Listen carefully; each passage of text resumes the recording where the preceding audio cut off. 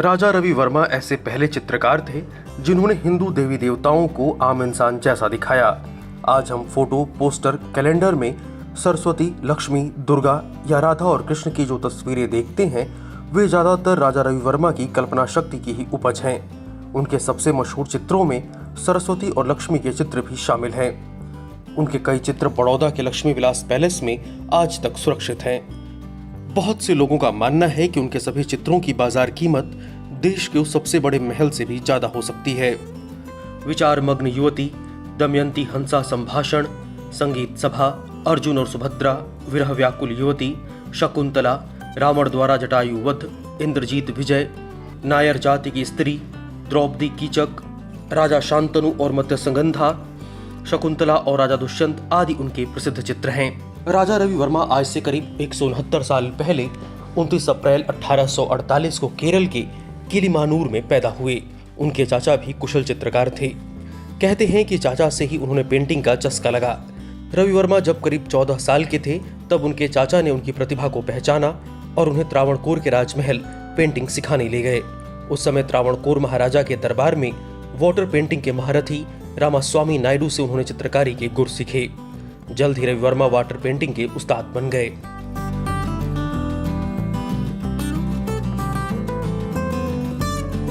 विदेशी लोग oil painting करते थे, यानी लकड़ी के तिपाई पर कैनवास रखकर पेंट करते थे। कैनवास सूत या जूट का बना होता था। भारत इस तकनीक से पूरी तरह अनभिज्ञ था।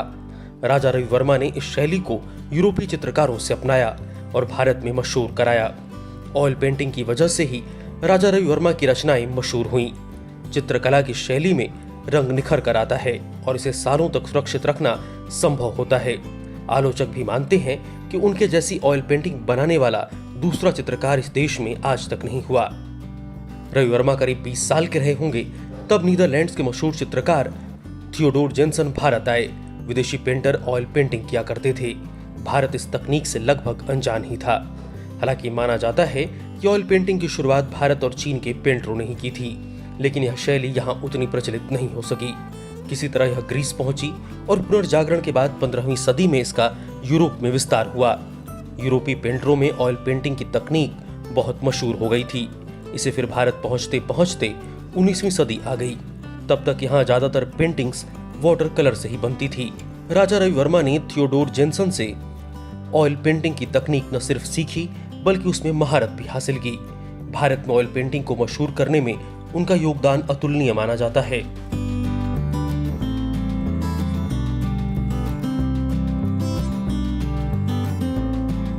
रवि वर्मा ने पोर्ट्रेट बनाने की कला भी थियोडोर जेन्सन से ही सीखी।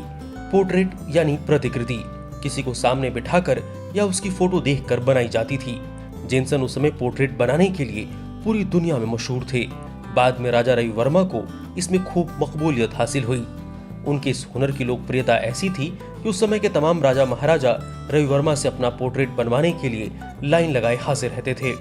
कहते हैं कि राजा साहब इसके लिए तगड़ी फीस वसूलते थे, जो आज के लिहाज से करोड़ों के बराबर थी। महाराणा प्रताप का बनाया पोर्ट्रेट रवि वर्मा के हुनर का बेमिसाल नमूना माना जाता है।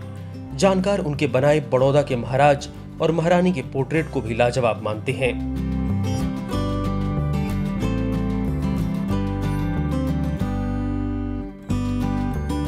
प्रशिक्षण पूरा करने के बाद रवि वर्मा के सामने बड़ी चुनौती यह थी कि उनकी पेंटिंग्स का विषय क्या हो। वे महीनों तक इधर उधर घूमते रहे और भारत की आत्मा को समझने की कोशिश करते रहे।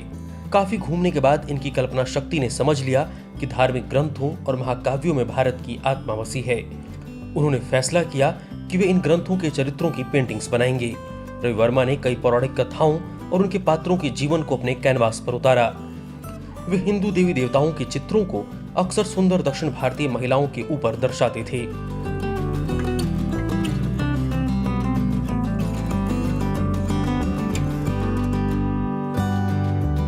रवि वर्मा की ऑयल पेंटिंग्स की बहुत मांग थी। उन्होंने सोचा यदि इन चित्रों को आमजन तक पहुंचाना है तो प्रेस खोलना होगा। इसीलिए उन्होंने साल 1894 में विदेश से कलर लियोग्राफिक प्रेस खरीदकर मुंबई में लगाई और अपने चित्रों की नकल बनाकर बेचना शुरू किया। इनसे पहले किसी भी चित्रकार ने ऐसा नहीं किया था।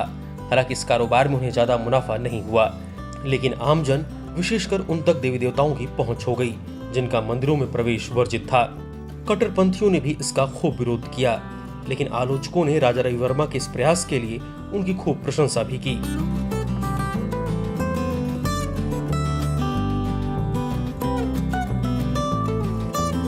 दादा साहब फाल्के ने गुजरात के गोधरा से फोटोग्राफर के तौर पर शुरुआत की थी। बाद में वो बड़ौदा आ गए। वहां उन्होंने पेंटिंग और फोटोग्राफी की शिक्षा हासिल की। बाद में जब राजा रविवर्मा ने अपनी प्रेस खोली तो फाल्के को वहां नौकरी मिल गई। उनका रविवर्मा से परिचय इसी दौरान हुआ। धीरे धीरे वे इस महान हस्ती के करीब आते गए। रविवर्मा ने भी उनकी प्रतिभा को पहचाना और प्रोत्साहित किया। कुछ लोग यह भी मानते हैं कि रविवर्मा ने वह पैसा दादा साहब फाल्के को दिया था जो उनके पास अपनी प्रेस बेचने के बाद आया था, और फाल्के ने इसी पैसे से अपने काम को आगे बढ़ाया।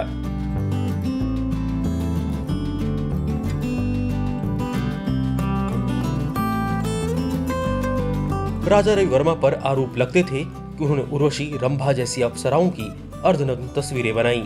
कई लोगों ने इसे हिंदू धर्म का अपमान माना। उन पर देश में कई जगह सालों तक मुकदमे चले। इसमें रविवर्मा का काफी आर्थिक नुकसान भी हुआ और उन्हें काफी मानसिक प्रताड़ना भी झेलनी पड़ी। उनसे नाराज लोगों ने उनकी मुंबई स्थित प्रेस को जला दिया। इस अग्निकांड में न केवल मशीन बल्कि उनके कई बहुमूल्य चित्र भी जलकर राख हो गए। हालांकि कुछ लोग इस बात को सच नहीं मानते हैं।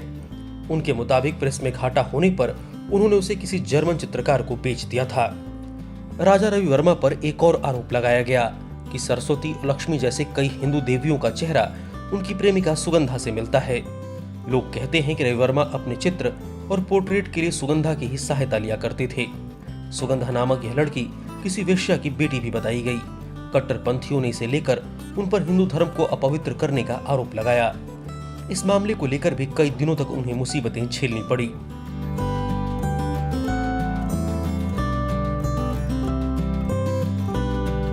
रविवर्मा 2 अक्टूबर 1906 को इस दुनिया से चल बसे।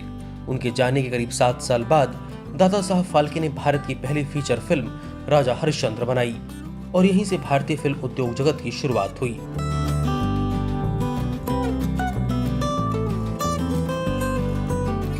राजा रविवर्मा को 56 साल की उम्र में यानी कि साल 1904 में तब देश का सर्वोच्च सम्मान केसरे हिंद दिया गया।